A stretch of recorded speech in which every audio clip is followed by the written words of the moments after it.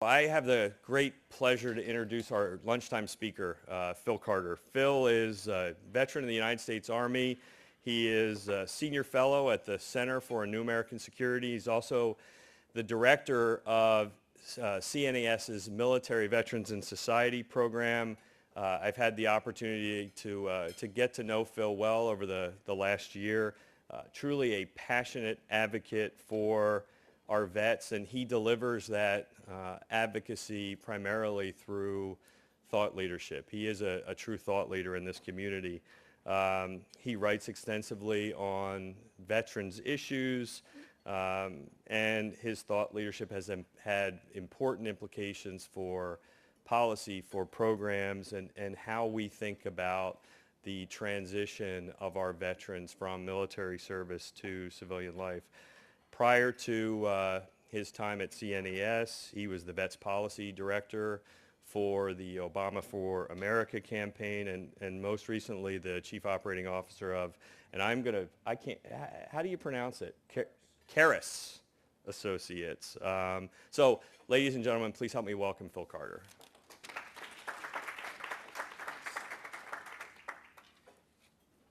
Thank you, Mike, and thank you to everyone for coming out today, and especially thanks to the Woodruff Foundation and IVMF for sponsoring this event. What I'd like to do today is talk about the strategic landscape for veterans policy, where we stand now, and probably start with something of a statistical snapshot for where we sit now as well, and use that as a platform to then talk about some of the issues. And we'll try to get through this relatively quickly so that we can have questions and answers over the next few minutes too. So please keep eating. It's always good for me to talk while other folks are eating, and then we can talk afterwards a bit too. So let's talk about where we're at now. We have two major wars that have either ended or are ending now. The Iraq War ran for 8 years, from March 19th, 2003 to approximately December 31st, 2011. In that war, we had approximately 1.5 million troops serve. At the war's height, we had 160,000 troops deployed. The Afghanistan war began on 7 October 2001 and ran until now, and it is continuing and will likely substantially conclude in 2014. At that war's height, just recently, we had approximately 100,000 troops deployed, and roughly 1 million have gone through Afghanistan over the last 12 years. There are other places also included. When we talk about Operation Enduring Freedom, we're not just talking about Afghanistan. We're also talking about the Philippines, the Horn of Africa, Guantanamo Bay, and to some extent Yemen and Somalia and other theaters of war where our troops are currently in contact or have served in the last 12 years. Let's talk a bit about the troops as well. So I want to sort of talk about the wars, the troops, the wounded, because that's a real focus for this group, and then some of the issues that flow. So let's talk about the troops. As of July of last year, according to the Defense Department, we had 2,453,036 deployed service members for Operation Iraqi Freedom and Operation Enduring Freedom. That number is probably a little higher now. It's probably just north of 2.5 million. It includes 1.7 million active troops and 693,000 reserve troops. The demographics are those which mirror the military, but are also slightly different to reflect the composition of the force that actually deploys versus those that man things here in Washington or elsewhere. So 88% male force deploys to Iraq and Afghanistan and elsewhere. 60% of the force that deployed had between 1 and 4 years of service. That is, they're on their first enlistment or their first tour as an officer. Fully 40% of those who served in Operations Iraqi Freedom and Enduring Freedom were 18 to 24 years of age at the time of their deployment, and 62% were younger than 30 when they deployed. So it's a fairly young population, but interestingly, and this is a huge contrast from previous wars, 53% of the deployed force was married. And when you look at the dependent statistics are also very high for this population. So, wars lasting for 8 and 12 years respectively, involving 2.5 million Americans as veterans. Of that, mostly active duty, but a lot of reservists too, and that's different. Mostly male, mostly young, but also mostly married. And so these demographics are very different from past conflicts. It's a very different model from past conflicts.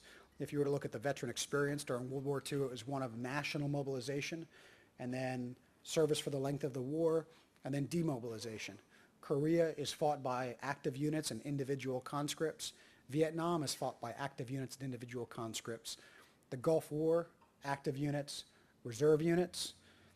This war, active units, reserve units, but then a churn of units through the mobilization model over the course of time. And the numbers for multiple deployers are actually quite small, but within the multiple deployment population, it's not uncommon to have deployments in the Army 3 or 4 times, within the Marine Corps 6 or 7, within the Air Force significantly higher than that because of their shorter deployment length, and then the Navy, which has a very different deployment model. To them, every float is a deployment, a much more frequent model as well. So we've talked about the wars and the troops. Let's talk about the wounded from these wars. Thankfully, because of increases in battlefield medicine and improvements in body armor and other things, we've had far fewer seriously injured and killed in these wars than in previous wars, but it's still a heavy toll. And no one knows this better than the folks here in this room that work with this population. In Iraq, we have lost 4,475 killed in action or non-hostile deaths, and we have 32,221 wounded in action. Afghanistan, a total of 2,071 deaths, and another 119 deaths in all of these other places relating to Operation Iraqi Freedom, and 18,418 wounded in action. That's of April 23rd, so I guess just yesterday. Those are small numbers in one sense if you're talking about a country of 320 million. If you're talking about a military of 2.5 million active and reserve, or a cohort that served in these wars of 2.5 million, it's still relatively small, but they're still significant. And they don't necessarily reflect the true number of those who are coming home with the invisible wounds of war or the long-term wounds of war, who are filing for disability compensation from the VA or seeking the VA services. And so the numbers of wounded, injured, ill, et cetera, when you start to include all of that, grows extremely high.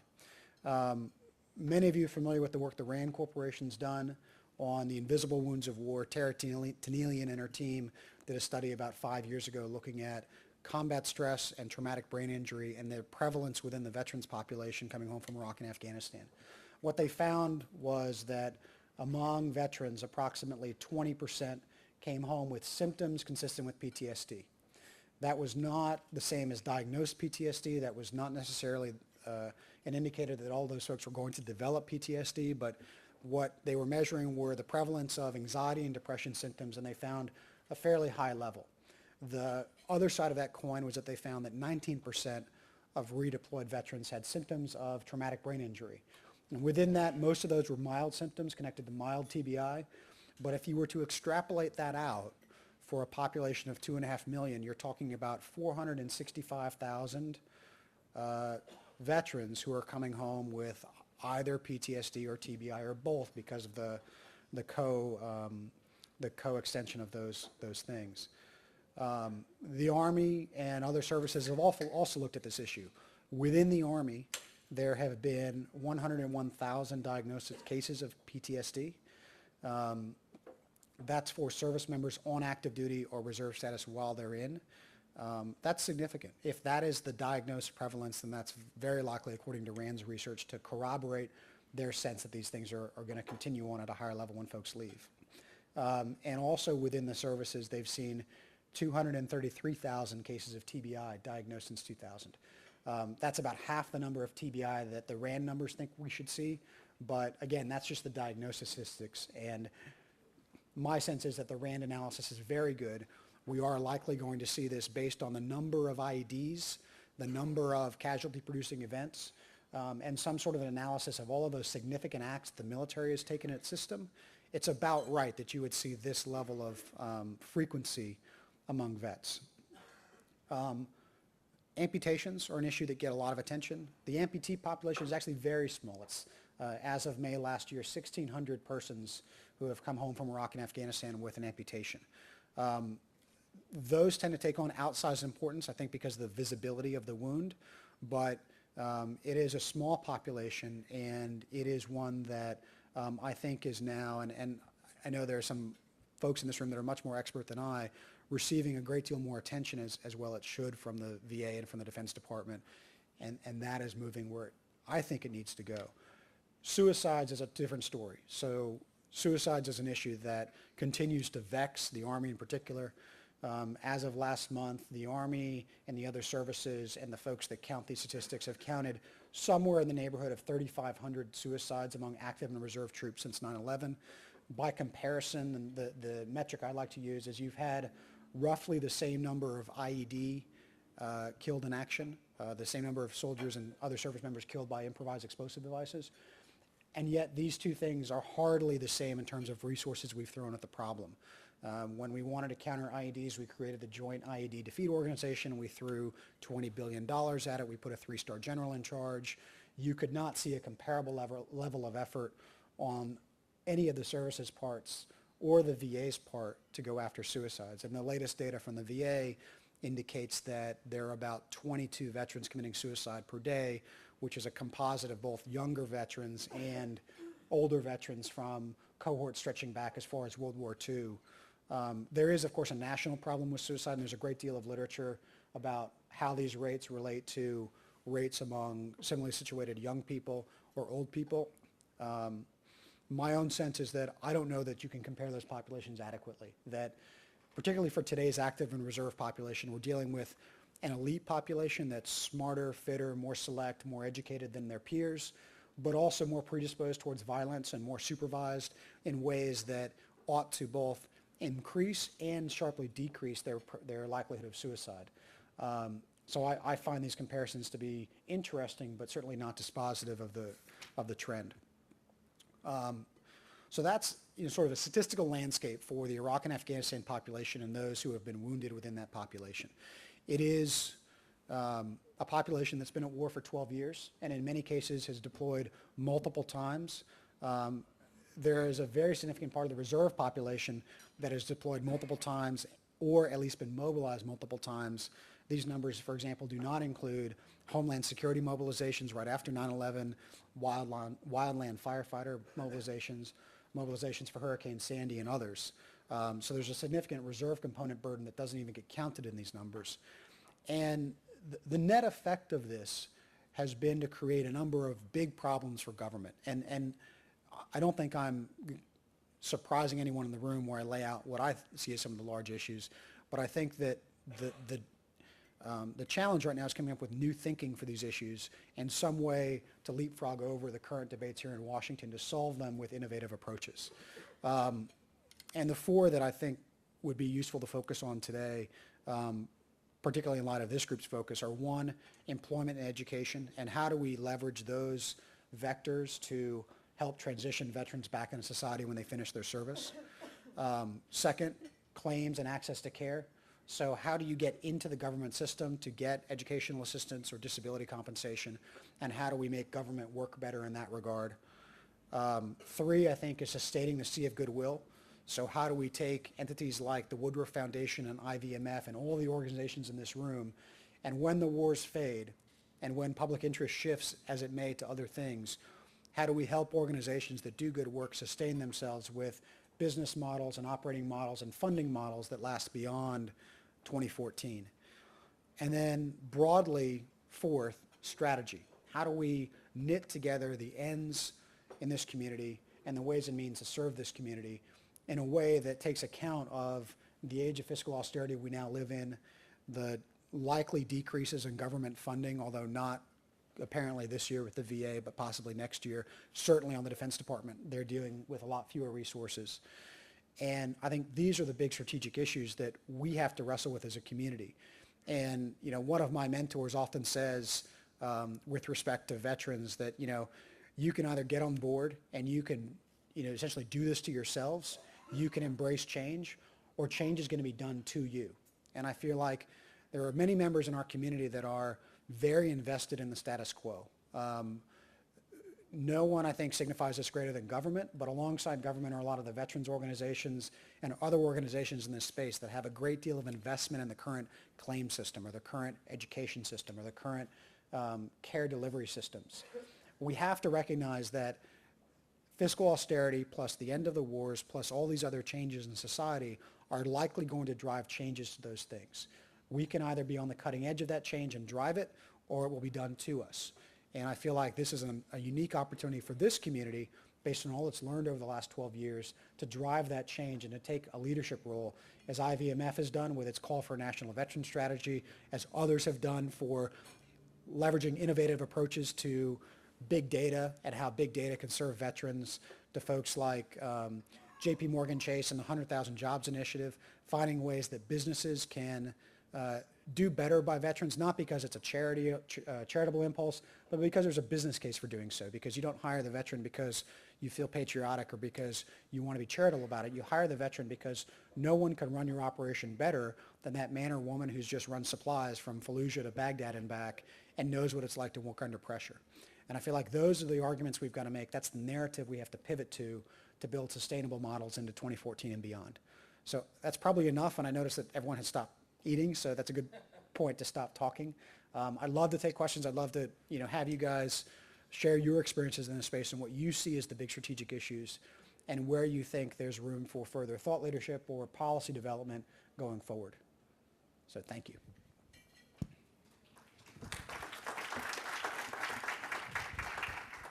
Do we have any questions?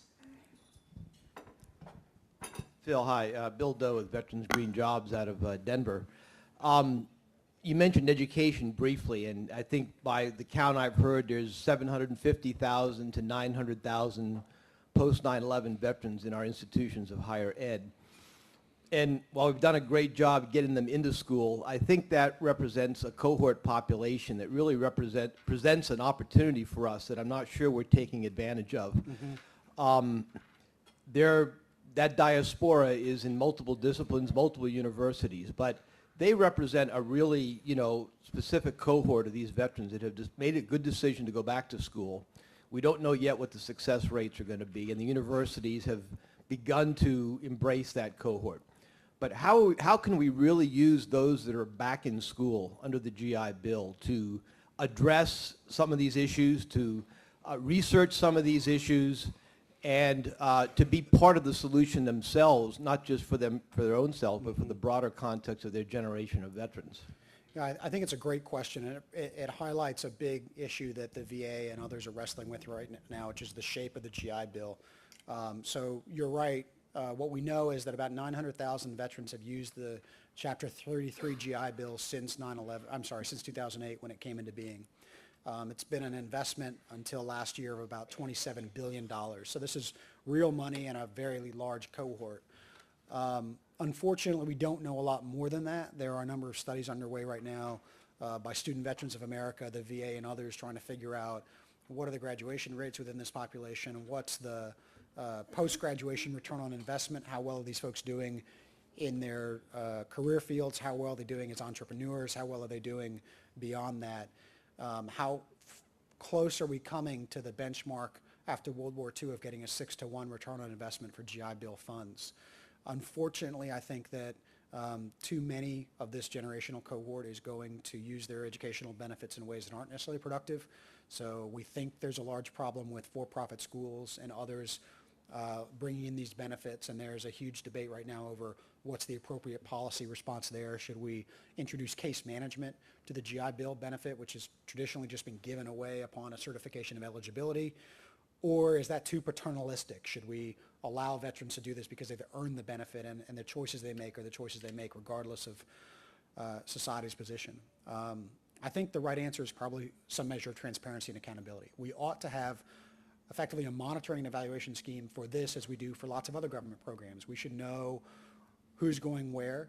We should know their graduation rates. We should also know, and I think Jim and others at IVMF are really on the cutting edge of this, based on IRS data and Small Business Administration data and other sources of data, we should know what that population does when they leave so we get a sense of our investment and also make the market work. if we've got a lot of veterans studying in this area, but there's a lot of demand in this area, well, maybe we can move folks over and match supply with demand. And I was just out in California last week working with Palantir as they try to visualize this supply and demand problem and make the market work better by diving into every database they can find about employment and then diving into a ton of veterans data that we've been able to acquire with them and do sort of what I like to call the Match.com thing, but it's bigger than that. It's essentially correcting a market failure. I think if we can make this market work, it's a huge benefit to society. But right now, I think we first have to create the transparency in the system and then, drive results that way. Any more questions? Yes, John. Thanks, Phil. Just a comment. Just to comment on amputees. I couldn't agree with you more that amputees in general have received probably more attention than they might rate demographically. Just because of the visibility of the wounds. But and I would also say that in general the military medicine system's response has been more than adequate from a clinical perspective. In other words, those of us who are missing limbs could ask for just about anything, and if it were available, they would try to get it for us. At least on the arm side, though, I have to disagree. We despite, and I did mention this yesterday, but despite nearly $200 million of investment and in 10 years, we don't have a single new product in arms as a result. We've generated a lot of 60 Minutes episodes, but we could use the stuff to actually hit the clinic. And a minor point, though. In general, I do agree with you. No, and I think that's a very valid point, and you're well situated as a guy who's been deeply engaged in that research effort to make that point. I think I read a story not too long ago that still the best prosthetic arm was the one that was almost a century old. And there's some debate about that, but yes, I would agree with that. yeah, and I think this highlights, both the sufficiency of the effort and the insufficiency too. That throwing money at the problem is not necessarily the best answer.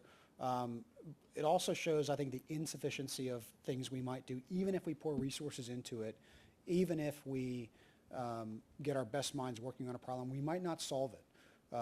The wounds of war have been with us for, unfortunately, millennia, and what we might be signing up to instead is a decades-long commitment to help men and women like you who have served and sacrificed, and we now need to help you live the rest of your life, recognizing that we can't make that up. And it's a very painful burden for you to bear. It's one that society needs to bear too. And they can't just wish away the problem by throwing a lot of research money at it. We need to own this problem for the next 2, 3, 4 generations, because this population is going to stay with us. And we have to embrace them and we have to take care of them. And that's true of PTSD, it's true of TBI, it's true of a lot of things, that there is a tendency in our system, I think, to throw resources at a problem and be done with it. It's true of the claims backlog.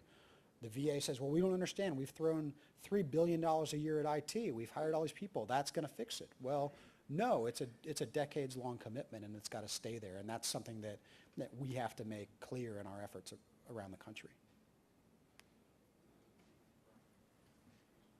I'll figure this out. Hey, Phil, it's Brian Williams from JP Morgan Chase. I was listening to your ideas about how to enforce is maybe too strong a word, but to ensure that the GI Bill is utilized in a proper way.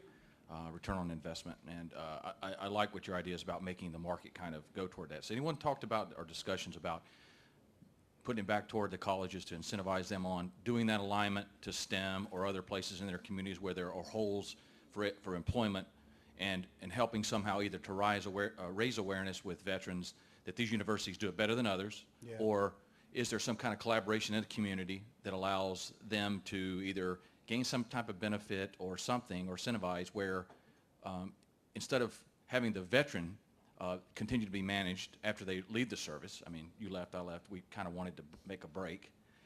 I've been where all I could be. What's that? But to incentivize the colleges and universities and the local communities that there's some advantage to have to coach these veterans to say, go and become an engineer because this is where you need to be, versus the other one, which you were talking about, which is continue to manage the veteran in a way that says we're really only going to give you, or maybe lessen your benefit because you picked basket weaving, for example? So it's a great point, and I think that the challenge here is how do you carve that into statute or regulation in a way that doesn't activate all the antibodies in the system. There's a very political impulse to treat this as an earned benefit, and woe be unto the congressperson or senator who tries to change a veteran's benefit in this day and age. It may be smarter then to go through the yellow ribbon programs and other discretionary programs and use those as the carrot that incentivizes this sort of thing. So if you want to go to Dartmouth, Dartmouth will essentially kick in the rest of the cost of an education, which is fantastic. I mean, that's $15,000, $20,000 on top of what the military is contributing. They could use that incentive, I think, to align behaviors in a very important way. And there's probably an opening for a smart think tank to suggest this, and I think you guys have. And there are other ways that you could shape behaviors too that go beyond just the educational context. We're meeting with some smart researchers at the VA, and we're talking about mental health care. And right now you draw a veteran's benefit if you've got a certain disability rating that's been adjudicated. We know that you get better in the mental health context if you're treated, but we don't incentivize you to do so with your benefits payments. And so they've talked about, wouldn't it be great if we had a different benefit schedule that paid you half of X if you were disabled, and then paid you the rest of X if you got treatment, or found some other way to really incentivize behaviors that we think as a society are good for you and also good for the country. There's a degree of paternalism there, and there's also a degree of control that will be hard to inject into a system that is very much against that. But I think this is the kind of thinking that we need going forward. And James, do you want to jump in with some of the ideas you've got on this? Well, I will add a couple of things, but first off, I just want to say thank you for everything that you've done. We're going to take a break in just 1 second. Excellent. And, it's a good segue. And Phil will be here to answer other questions and continue this dialogue. We're going to take a 15-minute break in just 1 second, and then we'll come back at 1 o'clock for our next panel. But one of the things that we do know about Yellow Ribbon is that colleges get to choose how many slots they give in certain areas. So Syracuse University is very interesting. I don't know that we're unique, but we're very different. Each of our 12 colleges can pick how many slots for the Yellow Ribbon they will give. So our engineering school has so many they'll give, the management school has so many they'll give, the communication school so many they'll give. So there is a way to incentivize that. And the incentivization is that they get half of that remaining balance, right, from the education benefit. So they are getting the tuition dollars in. So that is their incentive. There are also some grants which are available from NSF, and this has traditionally been the way that we incentivize that, is that NSF gives money for STEM disciplines, for instance, to attract students into STEM disciplines who are in otherwise traditionally underrepresented populations. So it's women, it's minorities, it's people from economically and socioeconomic backgrounds which are not traditionally represented well in STEM. And so we give research dollars to them to create programs which incentivize students to come in. Those end up giving research experiences. We have NSF money at Syracuse, for instance, to do an experiential field experience related to clinical social work. We have some dollars related to STEM experiences and work experiences over summers. We have a lot of money coming in. I think we're on our 3rd NSF grant now to understand why veterans don't go into STEM fields. Bottom line answer is it seems to be because they don't know they can. But once you tell them that they can be very successful in it. So that's an interesting There's piece. a connection to the research that was published a few weeks ago about individuals from lower socioeconomic backgrounds and rural backgrounds and others not applying to the highest level school they would be otherwise qualified to get into. Yep. And so, there's a real kind of signaling and mentorship role to play here as well. And I think institutions like Syracuse, as well as some of the elite public universities like Virginia, are on the cutting edge of saying, no, you're talented, let's try this thing and take some risk. Right. People apply to the colleges that they visit or where they live. If they've been on a family vacation and they went onto a campus, they often apply there. If somebody came to their college and recruited, they will often apply there. And it has no bearing on whether they think they're qualified or the nature of the institution. It has to do with whether or not they were exposed to the institution. And this is a really critical finding that we can apply to veterans as well. Again, thanks very much, Yeah, Phil. I appreciate thanks. you coming in.